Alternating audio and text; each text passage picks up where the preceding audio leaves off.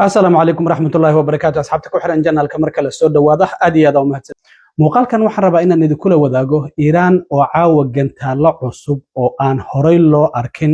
isla markaana saddex nooc ah oo tankoodu waliba aad u weyn yahay ku weerartay dalka Israa'iil arintaasi waan idin la wadaagayaa sidoo kale wasiirka arrimaha dibadda ee Iiraan Abbas Araghchi oo wareysi siiyay telefishinka MBC ee Mareykanka laga leeyahay ayaa waxa uu ku tilmaamay waxba kama jiraan hadallada ka soo yeeraya madaxweyne Trump oo ah in uu door ku yeesho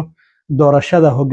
hogaamiyaha sare ee wadanka Iiraan iyo sidoo kale muxuu uga jawaabay hadalkii Trump ka soo yeeray oo ahaa waxaan ka doonaynaa Iiraan isdiibis aysan wax shuruud ah aysan ku jirin arintaasi muxuu uga jawaabay Trump sidoo kale waxa uu yiri iyo waliba Israa'iil way u dhaaranayaan ninka xiga ee hogaamiyaha Iiraan loo dooran doono waxay leeyihiin isaguna wax badan si ma noolaan doono arrimahaasi ayaan idin la wadaagayaa balse marka hore soo dhawaada bishaara kaga timid Leo Transportation ma doonaysaa in lagu iibiyo truck kaas oo aan lahayn wax riba ah lacag horumarinna aan laga rabin waxaad toddobaadkii $200 oo kaliya ku heli kartaa trailer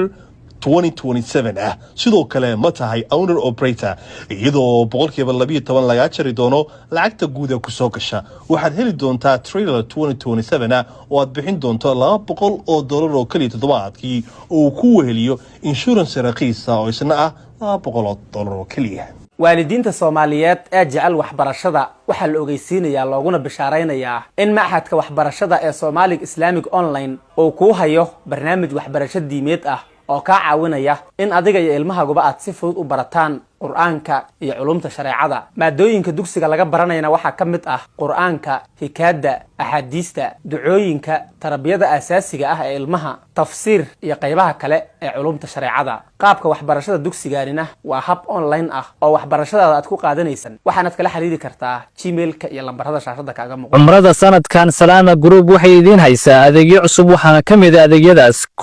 hoteello u dhow labada xaram ee Makka iyo Madiina loogana lugeyn karo xilliyada salaada 2 gaadiid aad ku soo booqan doonto goobaha muqaddaska ah ee lagu xusayo taariikhda islaamka 3 baridda qaabka loo guto acmaasha umrada 4 umreynta waalidka ama walaalka oo geeriyooday ama aan awoodin 5 haddii aad tahay qof qaba baahi khaas ah xagga caafimaadka waxaan ka caawin doonaa gudashada acmaasha haddaba ku soo dhawow qiimo jaban oo ku raali gelin doona wixii dheer fadlan WhatsApp number eber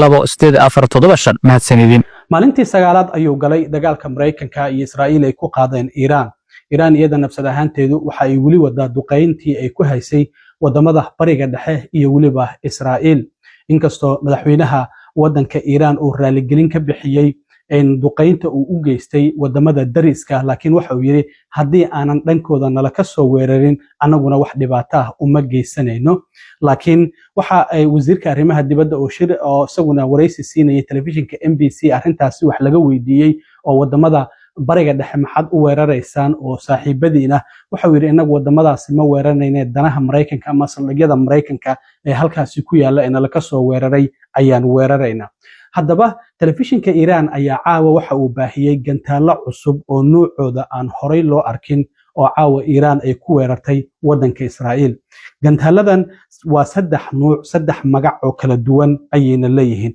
waxa la kala yiraahdaa Qadar Imaad iyo Khaybar Shikim ayaa la kala yiraahdaa iyagoo diraya ayaana telefishinku muuqaalkan uu ka soo duubay telefishinka afka Carabiga ku hadlay Al Jazeera ayaana baahiyay waxa ay leeyihiin 700 oo kilogram waaye ilaa iyo 1 tan ayay dhan yihiin meeshay ku dhacaan waa u dhamaatay kuwaas sidoo kale waa kuwii madaxyada badan lahaa ee marka la diro isqaybinayay marka saddex nooc oo cusub oo aan horey wali loo arkin ayaa hadda caawa Iiraan waxay u dirtay Israa'iil iyadoo gantaaladaasina ay yihiin sida ay sheegeen kuwo waa dufcadii 28aad oo ay diraan ilaa iyo muddadii 9 maalmood ah oo dagaalku socday marka waxay leeyihiin dufcadan waa tii 28aad Mareykanka iyo Israa'iil waxay leeyihiin meelihii laga soo tuuri jiray ayaan weeraray gantaaladan hoos u dhac weyn ayaa laga dareemaya meelihii ay ku sameynayeen waan burburinay meelaha laga soo tuuro markastoo aan aragno waan duqeyna laakiin Iiraan xilliga habeenkii ayay qaraabtaa iyadoo maalintii waxba ma duqeyso Mareykanka iyo Israa'iil iyaguna maalintii ayay qaraabtaan oo Iiraan ay duqeeyaan laakiin sidoo kale Iiraan iyadoo habeenkii marka la afuro kadib ayay howlahooda isku dubaritaan kadib markaas ayay bilaabaan inay gantaaladaasi ay ridaan marka muuqaaladan aad arkaysaan waa telefishinka Iiraan oo baahinayay markii gantaaladaasi ay dirayeen saddexda nooc oo cusub oo ah dufcadii 28aad ayay leeyihiin oo qadar cimaad iyo khaybar shikim la kala yiraahdo isla markaana tankoodu u dhaxeeyo 700 oo kilogram ilaa iyo 1 tan ayaan caawa waxay leeyihiin waxaan u dirnay wadanka Israa'iil sidoo kale waxaa jirtay in habeennimadii xalay ahayd ilaa iyo 10 qarax laga maqlayay caasimada Tel Aviv waxa ay sheeganayaan ilaa iyo 3 qof inay ku dhaawacmeen laakiin muuqaaladan aad arkaysaan ayaa laga soo tabinaya in halkaasi ay ka jiraan Iiraan hadda waxa gabagabo u mareysa doorashada hogaamiyaha sare ee lagu bedelayo Ayatollah Ali Khamenei 28kii bishii hore ay dileen Mareykanka iyo waliba Israa'iil laakiin Israa'iil waxay leedahay qofka bedeli doona waxa oo loo magacaabi doono hogaamiyaha sare ee Iiraan bartilmaameed ayuu noo yahay Trumpna waxa uu leeyahay sidoo kale hogaamiyaha sare ee Iiraan ee soo socda wax badan ba siima waari doono oo ma jiri doono marka la doorto isla markiiba waan dili doona Ingiriiska oo dagaalka galaya sheegay Trump ayaa cambaareeyay wuxuu leeyahay ra'iisul wasaaraha Ingiriiska Sir Keir Starmer waxa uu leeyahay waxaan u sheegayaa ma doonayna dadka doonaya dagaalka inay ku soo beeraan kadib markii aan ku guuleysano marka waa soo dahdeen xilligan idin ma baahnin ayay u dhigantaa oo Trump uu ku leeyahay dawladda Ingiriiska marka suxun ayuu ugu daadinaya marka waa tii la weeraray sidoo kale goobaha shidaalka ee wadanka Iiraan oo aad arkaysaan holacan inuu ka baxayo oo Israa'iil ay weerartay Sacuudi Arabiyana waxa la leeyahay 2 qof ayaa dhimatay 12 kalena waa ay dhaawacmeen kadib markii in gantaal uu ku soo dhacay magaalada la yiraahdo Al-Kharaj oo wadankaasi Sacuudi Arabiya marka wali dagaalku waa uu socdaa Trump waxa uu leeyahay waa inay isdiibaan haddaba wasiirka arrimaha dibadda ee wadanka Iiraan Abbas Araghchi ayaa waxa uu markii labaad wareysi siiyay telefishinka NBC ee Mareykanka laga leeyahay arrimo dhowr ah ayaa wax laga weydiiyay arrinta ugu horeysa waxay tahay waxa la yiri hadalkii Trump ka soo yeeray oo ahaa inuu door ku yeesho in doorashada hogaamiyaha xiga ee wadanka Iiraan sideed u aragtaa arrintaas waxa uu yiri qofna uma ogolaanayno in arrimaheena gudaha uu soo farageliyo arrintan waxa uu yiri dadka Iiraan ay u taala oo horey u doortay qubrada dooranaysa hogaamiyaha sare waxana uu sheegay qof kale wax shaqo ku malan shaqadan shacabka Iiraan ayaa iska leh ayuu yiri marka sidaas darteed waxa uu sheegay in aysan u ogolaanaynin cidna inay ku lug yeelato doorashada in hogaamiyaha sare ee wadanka Iiraan sidoo kale waxa la weydiiyay arrinta ah in madaxweyne Trump uu yiri Iiraan waxaan ka doonaynaa isdhiibid aysan wax shuruud ah ku jirin inay isdhiibaan arrintaasi sidee u aragtaa ayaa la weydiiyay waxa uu sheegay dagaalkii hore ee 12 maalmood ee bishii June ayaa waxa uu xaqiijiyay Trump sidaasi oo kale ayuu bartiisa uu ku soo qoray barihiisa bulshada ayuu leeyahay laakiin arrintaasi ma aysan dhicin 12 maalmood kadib Israa'iil ayaa waxay weydiisatay ayuu leeyahay xabad joojin aysan wax shuruuda ku jirin marka sidaas darteed wuxuu yiri markaasi Israa'iil ayaa cusatay laakiin inagu isma dhiibayna ayuu yiri inaan sii dagaalano iska caabinta sameynana waan sii wadaynaa ilaa iyo inta ay nala gaarto waxana uu sheegay inay sii wadayaan inay difaacaan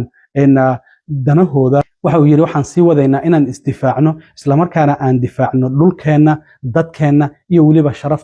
sharafteenuna iib ma ahan ayuu yiri oo sharafteena ma iibsanayno haddaba waa kan wasiirka arrimaha dibadda Abbas Araghchi ee Iiraan oo maanta wareysi siinayay telefishinka laga leeyahay NBC waliba barnaamijka Meet the Press oo maalin kasta oo axada ka baxa telefishinkaasi We allow nobody to interfere in our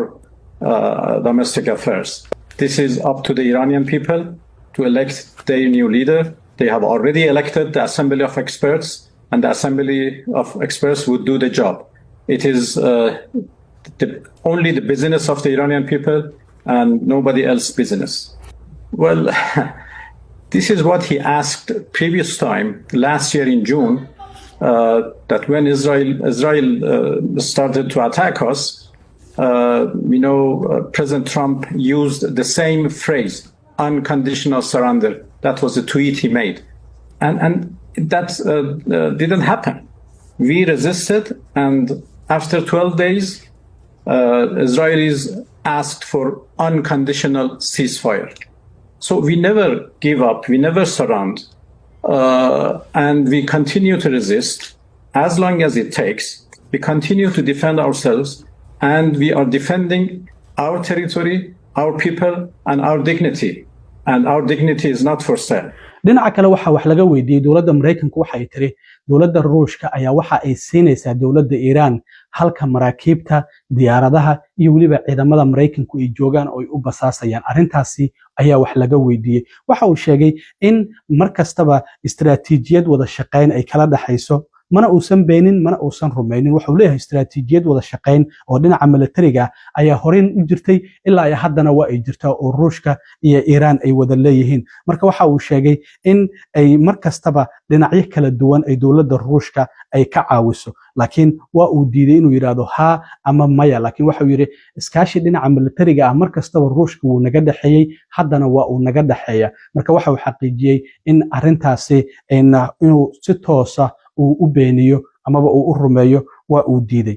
dhinaca kale xogeyaha guud ee amniga qaranka Cali Laarajani ayaa isaguna bartiisa X waxa uu ku soo qoray in ciidamada Mareykan ay gacanta ku hayaan arrintaasi wasaaradda gaashaandhigu waa ay beenisay laakiin sidoo kale waxa uu ku sheegay bartiisa X in Mareykanku uu qarinayo tirada ciidamada ka geeriyootay waxa uu yiri 5 ilaa 6 ay sheegayaan laakiin inta ay qarinayaan ayaa ka badan arrintan waxay ku soo beegantay xilli madaxweyne Trump iyo sidoo kale xaaskiisa Melania madaxweyne ku-xigeenka JD Vance iyo wasiirka gaashaandhiga ama dagaalka Pete Hegseth ay soo dhaweeyeen naxashka meydadkii ay ku jireen 6 askari oo ku geeriyootay saldhiggii ciidamada Mareykanku uu ku lahaa Kuwait halkaasi oo madaxweynuhu salaan uu kaga qaatay marka waxay leeyihiin tirada ciidamada Mareykanka uga dhimatay dagaalkan intaasi waa ay ka badan tahay laakiin waa ay qarinayaan oo shacabka Mareykanka ay arrintaasi ka qarinayaan marka arrintaasina waa ay jirtaa waxyaabaha kale ee soo kordha hadii aan leedmo waan arki doonaa laakiin waxa la yaab leh in Iiraan caawu ay sheegtay in gataalo cusub oo aan horey loo arkin oo waliba 3 nooc oo tankoodu 700 oo kilogram ilaa iyo 1 tan u dhaxeeyo ay ku qaraaceen caasimadda waddanka Israa'iil ee Tel Aviv iyo meelo kala duwan oo waliba waddankaas Israa'iil qasaaraha ay geystaan waan arki doonaa waxaan ognahay gantaaladii difaaca ee Iron Dome in ay daalisay Iiraan sidii gantaalo ay habeen waliba kala duwan ay ugu garaacaysay oo hadda intooda badan ba aysan celin karin oo ay ku dhacayaan gudaha waddanka Israa'iil marka waxyaabaha ka soo kordha waa idin la soo socodsiin doonaa aad iyo aad u mahadsantiin asxaabta intaan mar kale kulmi doono waa saaxiibkiina cilmi qoro idin la sida iyo nabadgelyo